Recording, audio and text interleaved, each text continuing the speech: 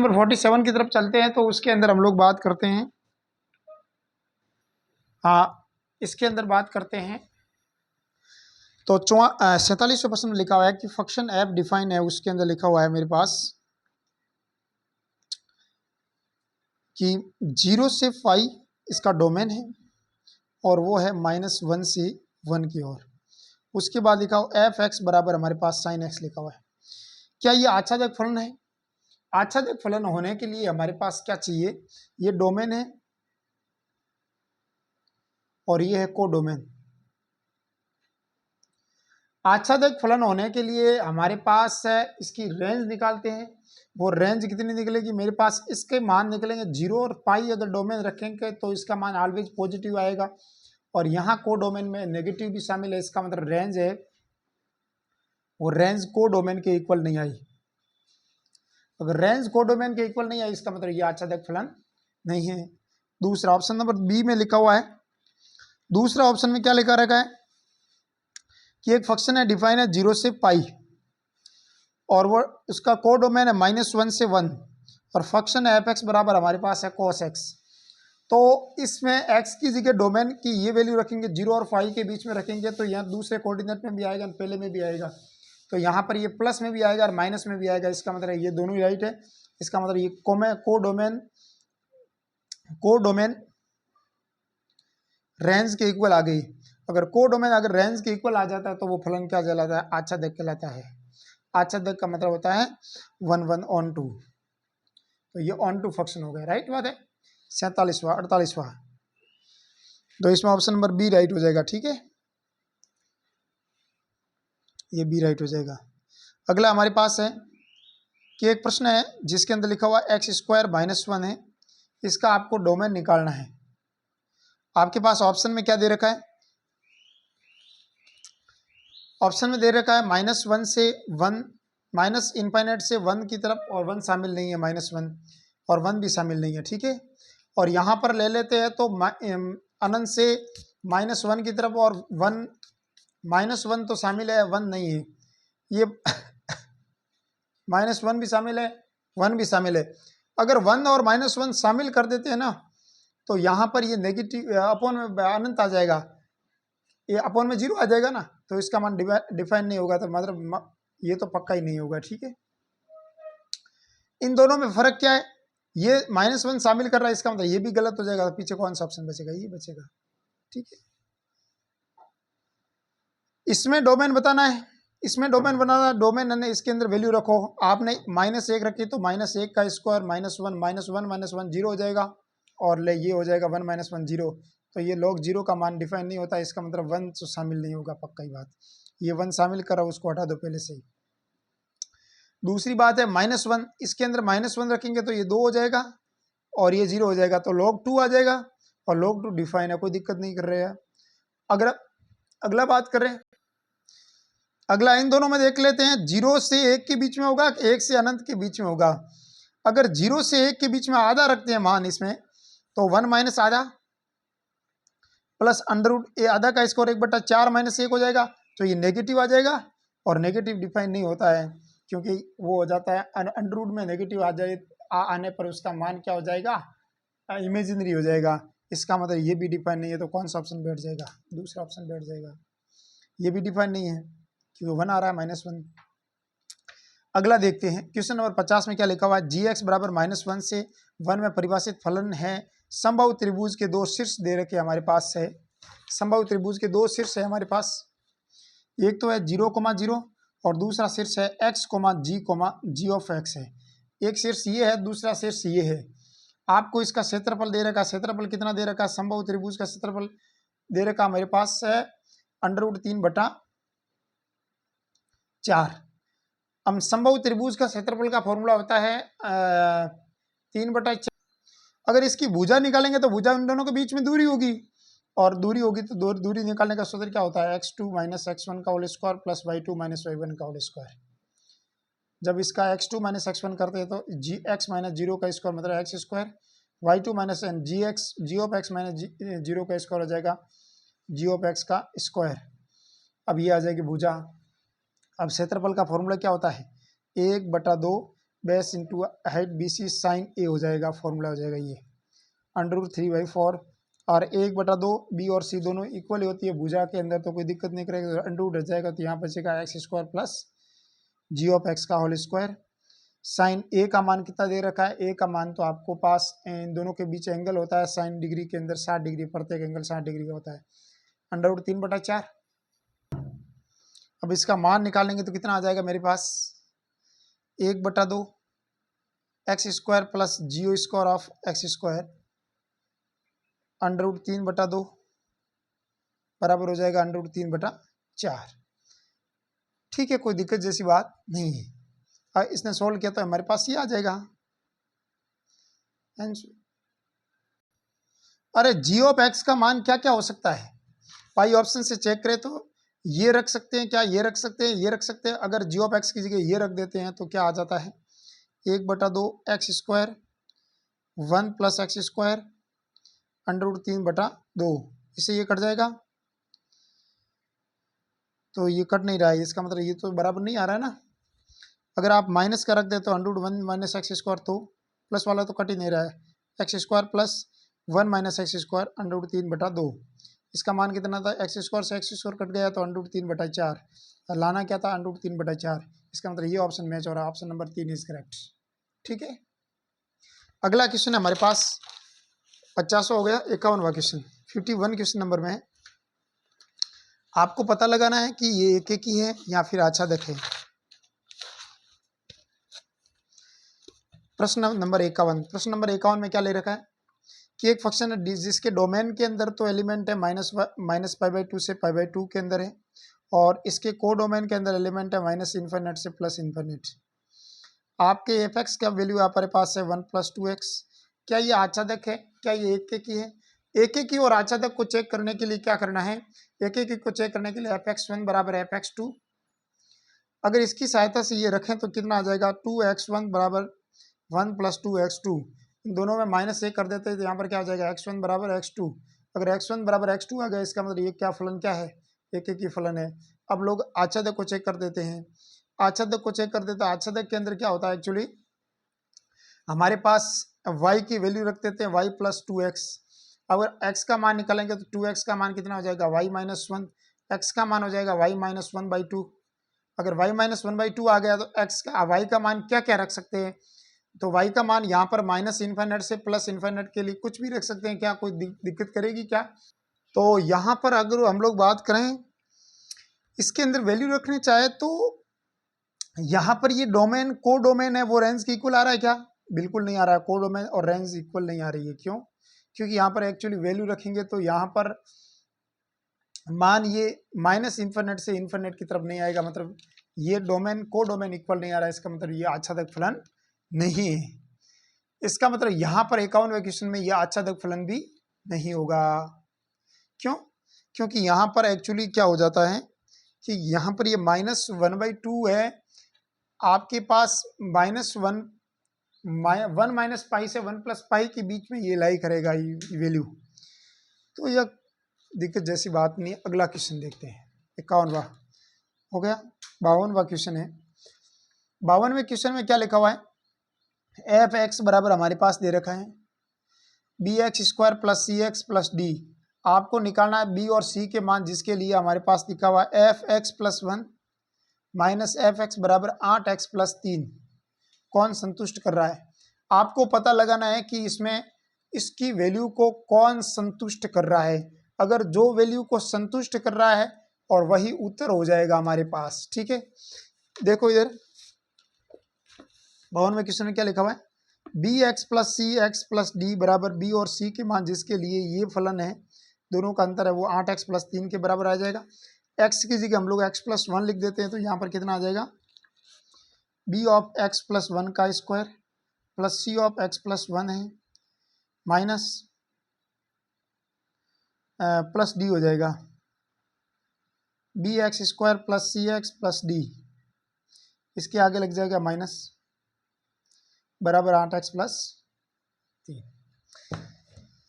इसको अगर सोल्व करें तो कितना आ जाएगा मेरे पास, bx² प्लस 1 का square plus 2x C X plus C plus D minus B X square minus C X minus D बराबर 8x plus 3 B X square plus B plus 2bc 2bx plus C plus D minus B X square minus C X minus D बराबर हो जाएगा 8x plus 3। X square के गुणांक में यहाँ पर आ रहा है b और इधर एक्स स्क्वायर का गुणांक आ रहा है बी एक्स स्क्वायर से बी एक्स स्क्वायर कट गया, वो कोई दिक्कत नहीं है। यहाँ पर तो आ रहा है 2b और यहाँ पर आ रहा है प्लस सी और यहाँ पर आ रहा है माइनस सी और इधर आ रहा है मेरे पास 8x और यहाँ पर कांस्टेंट आ रहा है b और यहाँ पर कांस्टेंट आ रहा है c और यहाँ पर कांस्टेंट आ रहा है d और यहाँ पर कांस्टेंट आ रहा है माइनस डी बराबर हो जाएगा 3। ये कट जाना है तो b प्लस सी बराबर हमारे पास आ जाएगा 3 और ये c से c कट जाएगा तो यहाँ पर हमारे पास x की तुलना की तो यहाँ पर b का मान आ जाएगा 4 तो c का मान कितना आ जाएगा 3 माइनस 4 बराबर माइनस 1। b का मान 4 c का मान b का मान तो 4 आ रहा है, c का मान माइनस 1 आ रहा है तो b का मान 4 c का मान minus 1। Option number B is correct हो जाएगा इसमें। अगला क्वेश्चन देखते हैं, 52वां क्वेश्चन हो गया। ठीक है, क्वेश्चन नंबर 53 देखते हैं, 53वां क्वेश्चन। 53वें क्वेश्चन के अंदर हमारे पास दे रखा है, आपको पता लगाना है कि एक प्राचल है अल्फा के लिए जिसके मान है आपके पास एफ एक्स बराबर हमारे पास दे रखा है 1 प्लस अल्फा एक्स। अल्फा बराबर 0 नहीं है, स्वयं का प्रतिलोम है। स्वयं का प्रतिलोम है मतलब एफ एक्स है वो एफ इनवर्स एक्स के बराबर आ रहा है, कोई दिक्कत जैसी बात नहीं है। अगर हम लोग बात करें इसकी तो यहाँ ये इसको इक्वल है, स्वयं का प्रतिलोम है, इसका मतलब इसका इन्वर्स निकालते हैं। इसको इन्वर्स निकालना मतलब इसको y के बराबर मान लेते हैं। यहाँ से अगर x का मान निकालेंगे तो लैम्डा x बराबर क्या हो जाएगा y माइनस 1। तो यहाँ पर x का मान हो जाएगा हमारे पास y माइनस 1 बाईटा अल्फा। तो ये x का मान आ गया, इस x के मान को लेंगे एफ इन्वर्स है, x का मान हो जाएगा x minus 1 by lambda alpha. ये इन्वर्स का मान आ गया। According to question, according to ACTQ मतलब होता है कि according to question x minus alpha है, x माइनस 1 बाई अल्फा है, वो किसके बराबर आ रहा है 1 प्लस अल्फा के अल्फा x के बराबर आ रहा है। कंपेयर करेंगे दोनों तरफ, इसका इससे मल्टीप्लाई करेंगे तो x माइनस 1 किसके बराबर जाएगा alpha plus alpha square x। अगर इधर मैं x का मान निकालना चाहूँ तो यहाँ पर कितना आ जाएगा मेरे पास, किसका मान चाहिए मेरे को, तो यहाँ पर मेरे को तो अल्फा का मान चाहिए ना, तो यहाँ अल्फा का मान क्या रखें तो ये कंडीशन सेटिस्फाई कर दे। अगर अल्फा का मान ऑप्शन के अंदर अगर हम लोग देखते हैं तो ऑप्शन के अंदर जैसे 53 क्वेश्चन नंबर है, इसके अंदर ऑप्शन के अंदर देखते हैं तो पहला ऑप्शन देखो 2 रखते हैं, माइनस 1 रखते हैं, 1 रखते हैं। चलो 2 रखते हैं तो 2 माइनस 1, हाँ एक्स माइनस 1, इसकी जगह 2 रखते हैं तो 2 माइनस 2 का स्क्वायर 4x 4 अल्फा स्क्वायर नहीं 4x, क्या ये इसके बराबर आई नहीं। माइनस 1 रखो, अल्फा की जगह माइनस 1 रखो तो यहाँ पर माइनस 1 हो जाएगा और यहाँ पर प्लस 1 हो जाएगा x, तो ये हो जाएगा यहाँ पर भी x माइनस 1 है, यहाँ पर भी x माइनस 1, ये कंडीशन सेटिस्फाई कर, अल्फा का मान माइनस 1 के लिए कंडीशन सेटिस्फाई कर रहा है। इसका number option number B is correct हो जाएगा। 53 और अगला देखो 54 क्वेश्चन नंबर देखते हैं। 54वां क्वेश्चन क्या लिखा हुआ है, एफ एक्स बराबर हमारे पास लिखा रहा है 1/√में x माइनस 1 का ऊपर मॉड्यूलस लिखा हुआ है। जी ऑफ एक्स बराबर हमारे पास लिखा हुआ है sine x. F of g of x का मान कितना दे रखा है, अगर हम लोग इसका मान निकालते हैं तो f of g of x का मान कितना देखा साइन अल्फा साइन एक्स दे रखा है। ठीक है, और इसका फंक्शन के अंदर एक्स की जगह अब साइन एक्स काम करेगा तो यहाँ पर क्या हो जाएगा साइन एक्स के ऊपर अल्फा मॉडुलस और होल मॉडुलस माइनस 1 हो जाएगा। राइट बात है, और ये कौन से ऑप्शन में बैठ रहा है, ये अभी नहीं बैठ रहा है, तो इसके अंदर तो कोई मैच ही नहीं हो रहा है। तो फिर मैं क्या करूँगा, इसके अंदर क्या लिखा हुआ है साइन एक्स माइनस 1 है, और साइन एक्स का फॉर्मूला क्या होता है बताओ। साइन एक्स को मैं क्या लिख सकता हूँ 2 साइन एक्स बाई 2 और कॉस एक्स बाई 2 लिख सकता हूँ। तो इसको मैं क्या लिखूँगा माइनस 1 हो जाएगा। या फिर एक काम कर देते, ये होल स्क्वायर बनाना है ना, तो मैं एक काम कर देता हूँ, इसके अंदर -1 लिखा हुआ है, तो हाँ चलो कोई बात नहीं, रहने दो। ये क्या हो जाएगा नहीं 2 sine alpha x/2 cos x/2 minus sine square x/2 minus cos square x/2, क्योंकि sine square x/2 plus cos square x/2 minus बराबर 1 होता है, बाहर माइनस कॉमन हो जाएगा। तो ये होल स्क्वायर किसका बन रहा है, माइनस बाहर ले लो अंदर, तो ये बन रहा है sine alpha x/2 plus cos x/2 का होल स्क्वायर बन रहा है, नहीं sign x/2 minus cos x/2 का होल स्क्वायर बन रहा है, राइट है ना। तो और उसके अंदर होल मॉड्यूलस दे रखा है, तो ये माइनस को तो प्लस कर देगा, क्योंकि ऑलरेडी होल मॉड्यूलस लिखा हुआ है, यहाँ देख ले, तो ये माइनस को प्लस कर देगा, इस माइनस को ये हटा देगा, तो अंदर क्या बचेगा, sign x/2 minus cos x/2 का मोड स्क्वायर है, और स्क्वायर से ये मॉडुलस कट जाएगा, तो यहाँ पर क्या बचेगा, केवल sign x/2 minus cos x/2। और ये कौन से ऑप्शन में बैठ रहा है हमारे पास, option number B is correct. अगला देखो,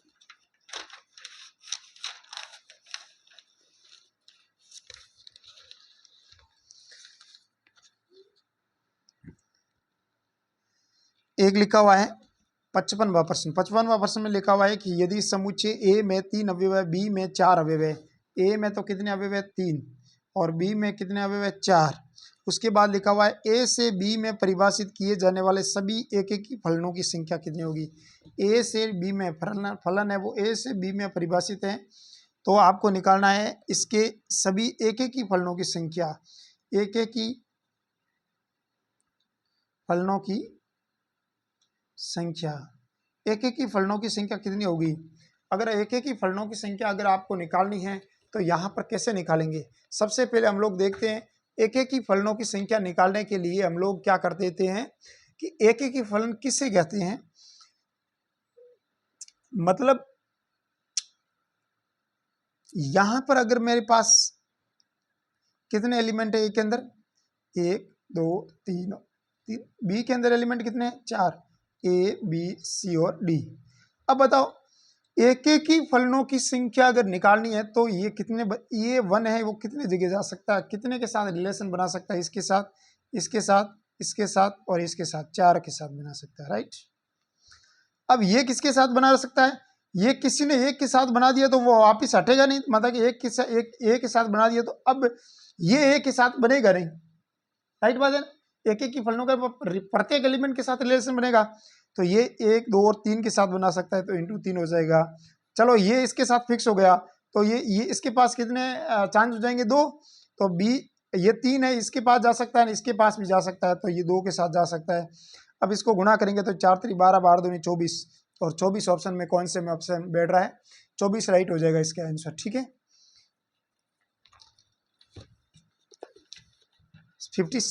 56 क्वेश्चन देख लेते हैं, ये 56वां क्वेश्चन देखो, इसमें ये 24 राइट हो जाएगा, राइट। ए के अंदर आपको 1 से लगाकर n एलिमेंट है, n का मान है वो 2 से बड़ा है, बी के अंदर ए और बी फंक्शन परिभाषित किए जाने वाला आच्छादक फलनों की संख्या कितनी होगी। देखो ए के अंदर एलिमेंट कितने हैं 1 2 3 डैश डैश डैश n तक, n का मान क्या है, n का मान 2 या 2 से बड़ा है, राइट। और बी के अंदर एलिमेंट कितने हैं ए और बी है। आपको बताना है आच्छादक फलनों की संख्या।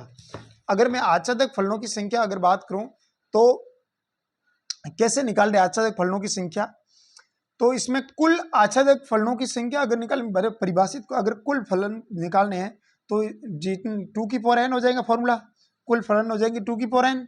अब आच्छादक फलनों की संख्या कितनी हो जाएगी, अगर ये आच्छादक फलनों की अगर बात करें तो ये 2 से ज्यादा ही शुरू हो रहा है, तो इसमें से 2 घट जाएगा, कि सीधी सी बात है, समझ में आई बात। क्योंकि एफ एक्स का मान एक तो एक आ सकता है, एफ एक्स का मान एक भी आ सकता है, और 2 एलिमेंट हो गए तो वो जिसके लिए केवल 2 ही फलन हो जाएंगे, इसका मतलब जहां पर आच्छादक फलन नहीं होंगे तो ये हट जाएगा टोटल, तो यहाँ पर हो जाएगा 2 की पावर n-1 परिभाषित कुल फलनों की संख्या। अगर हम लोग बात करते हैं आगे की तरफ 57 क्वेश्चन नंबर को देख लेते हैं। 57 क्वेश्चन नंबर क्या दे रखा है, 57 क्वेश्चन में दे रखा है कि एफ एक्स बराबर हमारे पास दे रखा है x square minus X plus 1 बटा x square plus x plus 1।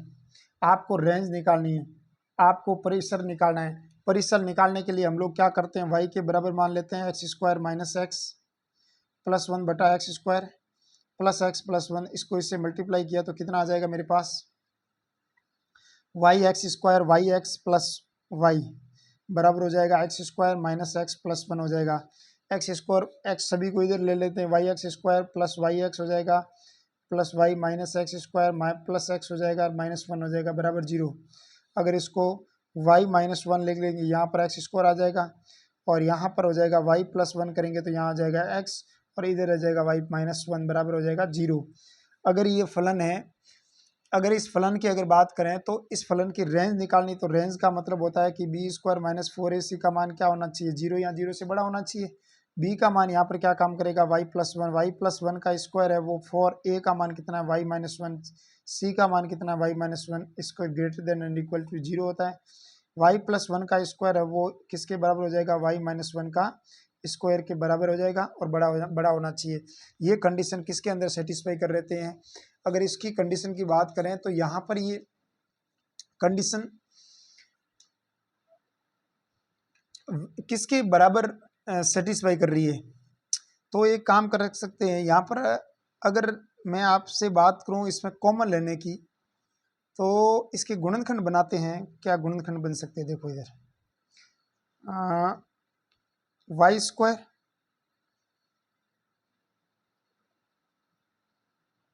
या फिर रख ही लेते हैं, चलो